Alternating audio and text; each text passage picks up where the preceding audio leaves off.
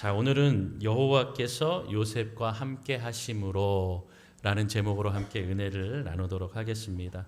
우리 지난주에 유다와 다말의 스토리를 좀 보면서 하나님의 언약의 그 택한 백성들은 하나님의 생각과 마음을 하나님께서 어떻게 이끄시는지 우리 함께 좀 살펴보았습니다. 더불어 어떻게 하면 그 언약을 하나님께서 또한 성취하고 나아가시는가, 그 부분도 우리가 함께 보았습니다. 특별히 유다는 레아의 네 번째 자녀이기는 하였지만 요셉을 이렇게 그 구덩이에서 구원하기 위해서 형제들을 설득하고 또 요셉을 죽이지 아니하였다라고 하는 그 장면 속에서 하나님께서 이 유다를 이 레아의 장자로 이렇게 삼으셨다라고 하는 것. 그래서 우리가 나중에 보겠지만 창세기 49장에 보면 유다를 축복하는 그러한 내용이 담겨져 있는 것을 볼 수가 있습니다.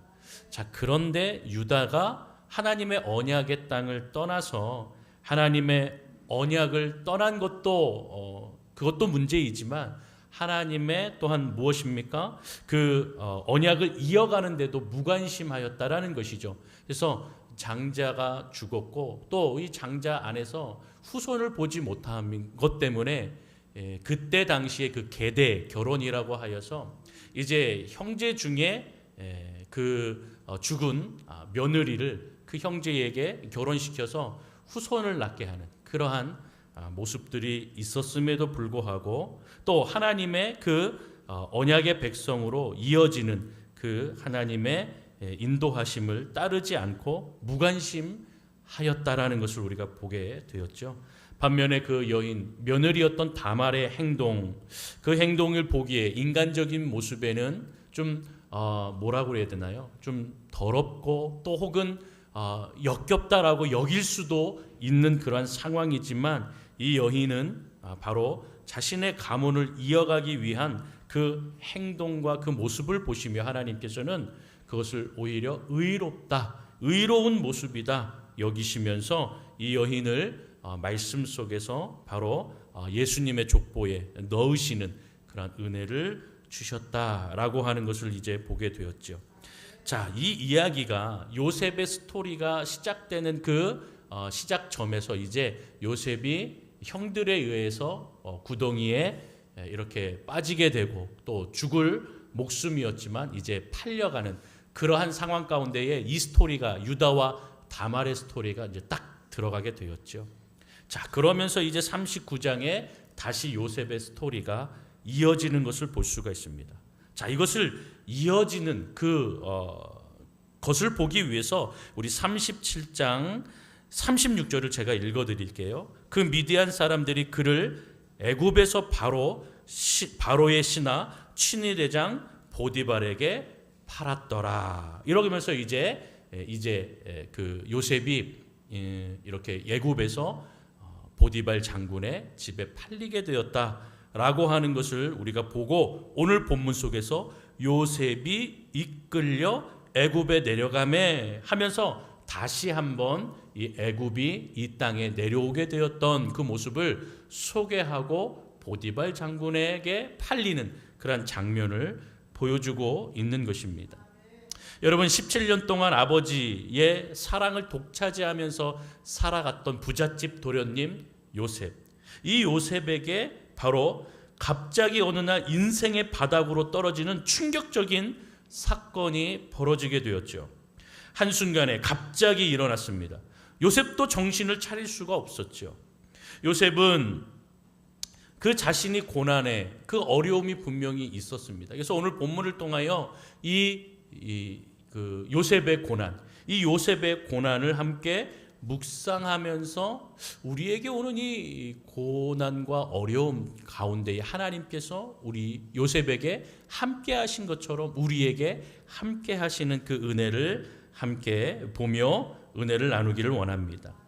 여러분, 가나안에서 애굽 땅까지의 거리는 약 320km, 그러니까 직선 거리로 320km 정도 된대요.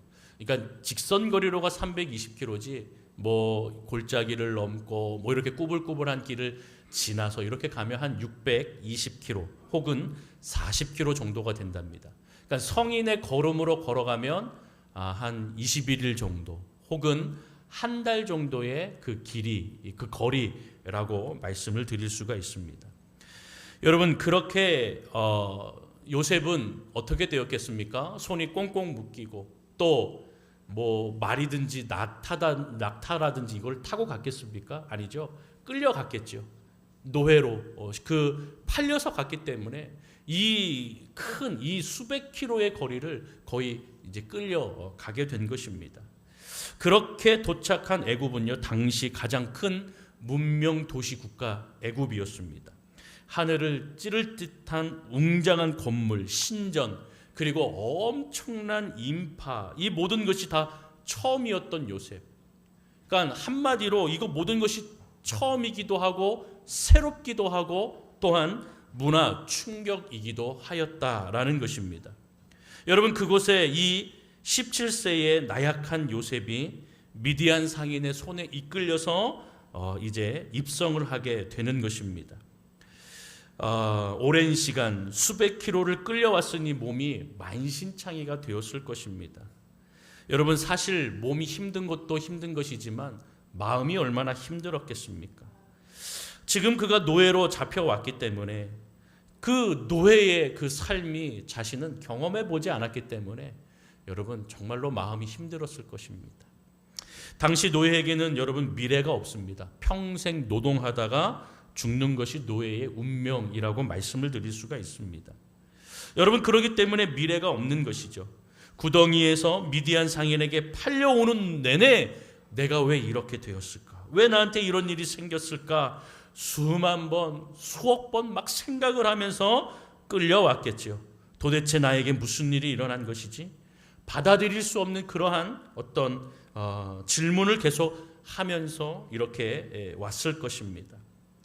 여러분, 구덩이에 빠졌을 때 형들은 들은 채도 안 하고 음식을 먹었죠. 상인에게 끌려오는 내내 도움을 청할 사람들도 없는 그러한 상황 속에 여러분, 고난의 시작, 고난의 그 해답은 없었다라는 것입니다. 여러분, 하나님은 아실 것 같은데 하나님도 침묵을 하고 계셨다라는 것이죠. 어떤 말씀이라도 좀 한마디 해주시던가, 아니면 자신에게 꿈을 보여주었던 것처럼 꿈에서 나타나시든가, 아니면 천사를 보내주셔서 이 억울한 상황을 좀 설명해 주면 좋겠건만 주님은 아무 말씀도 하지 않았습니다. 그저 그냥 침묵으로 일관하셨습니다. 여러분, 이런 고난이 저와 여러분들에게 찾아오는 것이죠. 내가 누렸던 평안함 얻는 한순간에 갑자기 깨어져 버릴 때가 있는 것입니다. 더 힘든 것은 하나님의 침묵이죠.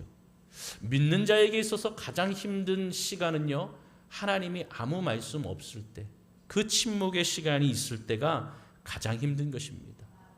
여러분, 고난은 변장된 축복이라고 목사님이 말씀하셨는데 그게 위로가 되지도 않고요, 힘들기만 하다라는 것이죠. 이 자리에 큰 어려움을 겪고 계신 분들이 계시다면 믿음은요, 그냥 단순히 다 잘 될 거야 라고 하는 긍정적이고 낙천적인 말이 아닙니다. 믿음은 무엇이냐면 살아계신 하나님에 대한 신뢰, 그리고 반드시 이 고난을 통해 내 속 사람을 새롭게 만들어 가시는 하나님의 섭리와 인도가 있다라는 그 사실을 믿어야 하는 것입니다. 하나님은 우리에게 쓸데없는 고난을 주시는 분이 아니라는 것이죠. 그 말씀이 구약 신명기에 기록이 되어 있습니다. 신명기 8장 2절을 우리 함께 보겠는데요. 우리 함께 좀 읽어보도록 하겠습니다. 시작. 내 하나님 여호와께서 이 40년 동안에 내게 광야의 길을 걷게 하신 것을 기억하라. 이는 너를 낮추시며 너를 시험하사 내 마음이 어떠한지 그 명령을 지키지 않는지 알려 하심이라. 아멘. 여러분, 오늘 말씀을 이거 보십시오. 이 말씀을 잘 한번 보십시오. 40년 동안 이들이 광야 길에서 방황을 하게 되었던 그것을 모세는 기억을 하라 이렇게 말하고 있습니다. 너를 낮추시며 너를 시험하사 내 마음이 어떠한지 그 명령을 지키는지 지키지 않는지 그것을 알려 하시려고 40년 동안 이렇게 방황시키셨다, 이렇게 말하고 있지 않습니까? 여러분, 이스라엘 민족이 불순종으로 광야에서 40년 동안 빙빙 돌게 하신 후에 가나안에 입성하여 모세의 입을 통하여 이 말씀을 지금 하고 계신 겁니다. 여러분, 까닭없는 고난이 없다라는 것이죠. 40년 동안 고생하였던 그 고난은 하나님께서 뭐라고요? 이스라엘에 너를 낮추시며 너를 시험하여 마음속에 어떠한지, 하나님의 명령을 지키는지 하나님의 명령을 지키지 않는지 40년 동안 그것을 보시려고 이 40년 동안의 고난의 길을 허락하셨다라는 것을 말해주고 있는 거죠. 여러분, 요셉은 꿈의 사람이라고 합니다. 단순히 꿈꾸는 사람이 아니라 이 꿈을 받을 만한 그릇으로 준비되어야만 했던 것이죠. 여러분, 많은 성도가 착각하는 것은 무엇입니까? 나는 하나님의 사람이다, 나는 하나님의 택함을 받았다, 나는 구원을 받았다. 여러분, 그런 마음으로, 고백으로 살아갑니다. 그런데요, 그것은 어찌 보면 우리가 무엇을 잊고 살아간다라는 것을 분명히 잊어서는 안 됩니다. 오늘의 이 신명기의 말씀처럼 하나님께서는 분명히 우리에게 고난을 허락하시는데 그 고난을 통하여 너희를 낮추고 이 시험을 통하여 하나님의 명령을 지키는지 지키지 않는지를 보는, 다시 얘기하면 시험이라고 말하지만 그것은 우리에게 요셉과 같이 이 꿈을, 하나님의 꿈을 받을 그릇으로 준비하시기 위한 하나님의 허락이다라는 것을 우리는 기억해야 하는 것입니다. 사랑하는 성도 여러분, 꿈을 담을 만한 인격과 삶이 준비되어야 되는 것입니다. 그렇기 때문에 저와 여러분들에게 고난을 허락하신다. 주님도 아프시지만 그것을 허락하셔서 낮추시고 또 그러한 하나님의 꿈을 담을 그러한 인물들로 준비를 시키신다라는 것입니다. 출애굽한 이스라엘에게 가데스 바니아에서 12명의 정탐꾼을 하나님이 주실 약속의 땅 가나안에 보내십니다. 그러나 10명은 부정적인 보고를 하지요. 그러나 단 2명, 오직 2명, 여호수아와 갈렙만이 긍정적인 보고를 합니다. 이 말은 무엇입니까? 하나님이 주신 꿈을 담을 그릇으로 준비되어 이들은 해봅시다, 가봅시다, 하나님의 말씀 의지하고 하나님이 주신 꿈, 하나님이 주시겠다라고 하는 이 약속의 땅 가나안인데 하나님이 주시지 않겠는가, 갑시다 라고 얘기하지만 10명의 부정적인 그 보고를 받은 이 이스라엘은요, 결국 어떻게 됩니까? 40년 동안 광야를 하나님의 말씀에 불순종하여 주의 말씀을, 그 언약을 지키지 못하고 따르지 못하여서 그 불순종으로 40년 동안 같은 길을 계속 돌게 되는 것 아니겠습니까? 하나님의 꿈을 담을 그릇이 준비되려면 여러분, 예수님처럼 겸손과 지혜와 인내와 믿음, 그 믿음의 성품, 인품을 담는 그릇으로 준비되어야 한다라는 것입니다. 여러분, 그래야 우리가 사는 이 인생의 광야에서 여호수아와 갈렙처럼 그리고 요셉과 같은 인물이 나올 수 있는 것입니다. 여러분, 그 인품은 고난을 통해서 나온다라는 겁니다. 고난을 통해 그 인격을 정금과 같이 되도록 주님께서는 빚으시고 또 빚으신다라는 것을 우리는 기억해야 될 줄로 믿습니다. 할렐루야. 여러분, 나에게, 우리에게, 또 우리 부부에게, 우리 자녀와 가정에, 일터에게 또 이러한 삶의 모습 가운데 오는 고난, 이 고난을 통하여 하나님의 꿈을 담는 그릇으로 준비되고 또 그 고난의 끝에 하나님이 예비하신 축복과 은혜가 있음을 믿으시기를 바랍니다.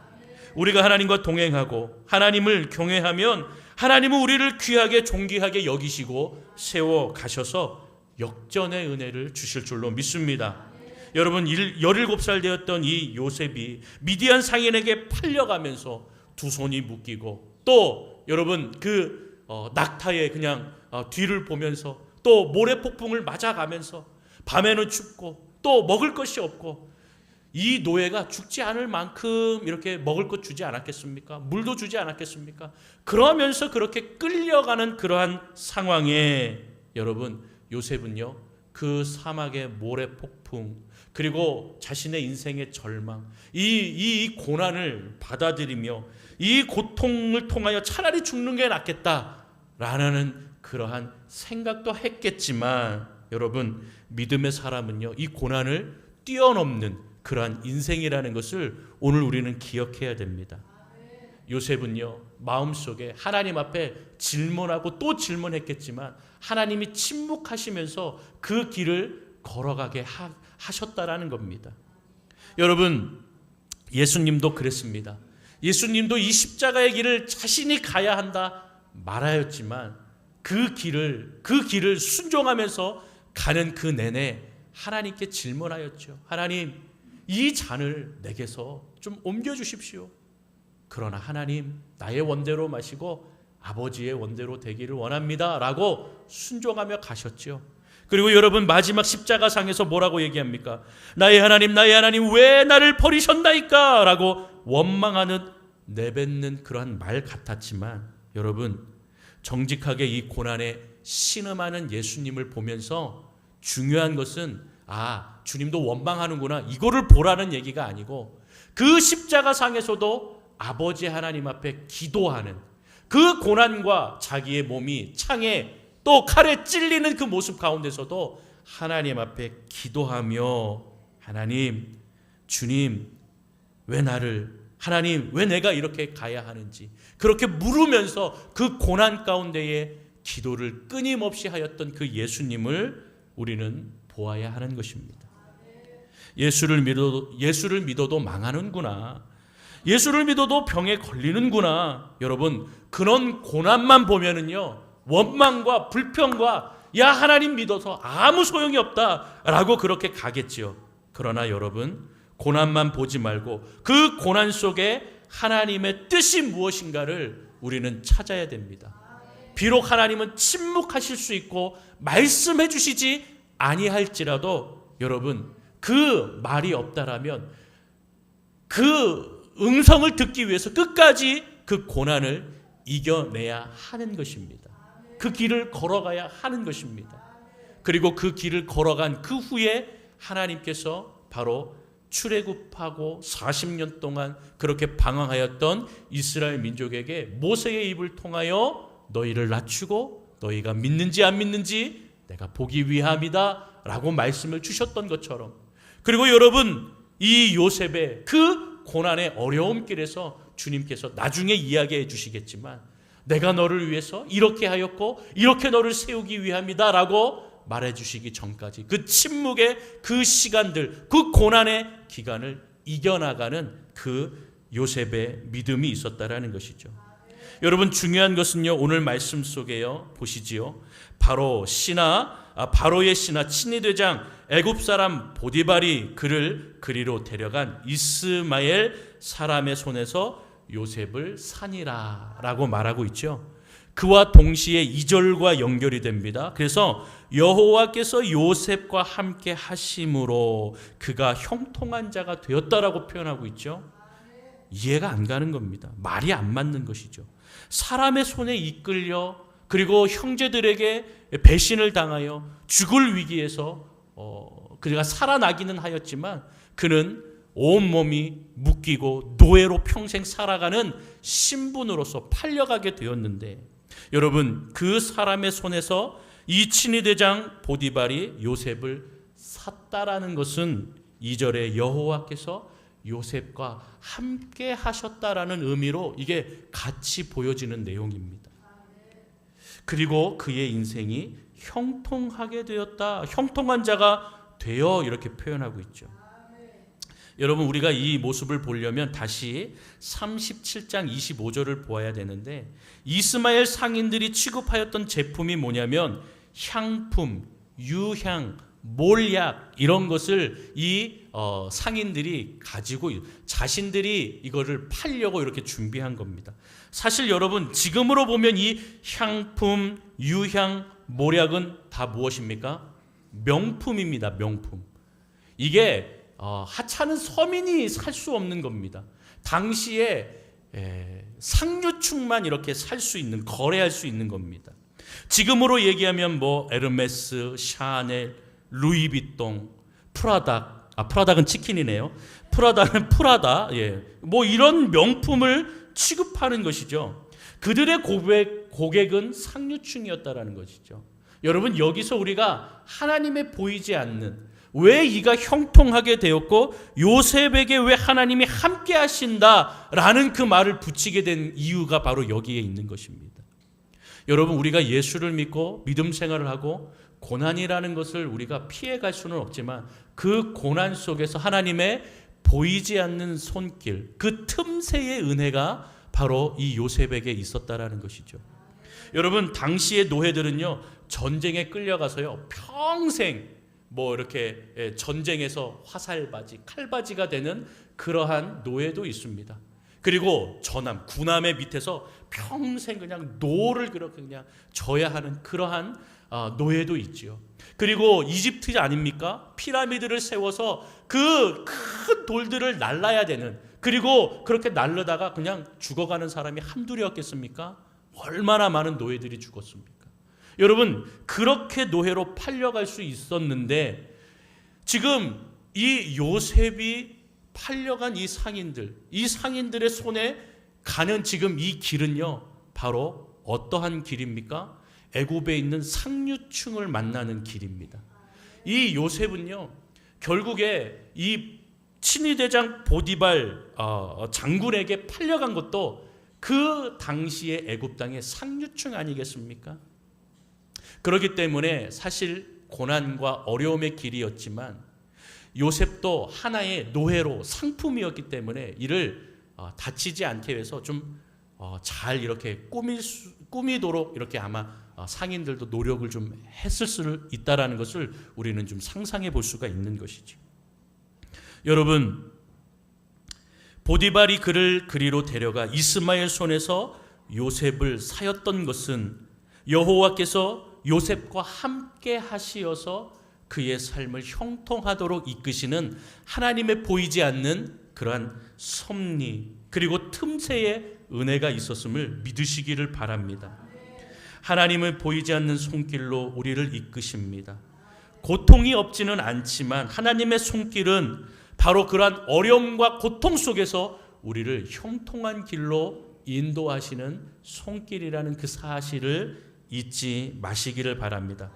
그래서 여러분, 저와 여러분들이 이 자리에 있는 것이 정말로 하나님, 고통과 어려움의 연속이지만 하나님이 나를 사랑하시고 섭리하시고 이끄시는 하나님의 보이지 않는 그 틈새의 손길이 나를 여기까지 이끄심입니다 라고 감사하고 주님을 찬양하는 저와 여러분이 되어야 될 줄로 믿습니다. 사랑하는 성도 여러분, 여호와께서 요셉과 함께 하심과 같이 이 광야와 같은 인생을 살아가지만 저와 여러분들의 그 인생의 삶에 하나님의 보이지 않는 손길, 그 은혜, 그 섭리가 저와 여러분들을 이 자리에 있게 한 줄로 믿습니다. 오늘도 감사하며 오늘도 그 주님을 찬양하며 우리의 인생의 삶 속에 주님만을 의지하는 저와 여러분들이 되시기를 주님의 이름으로 축원합니다.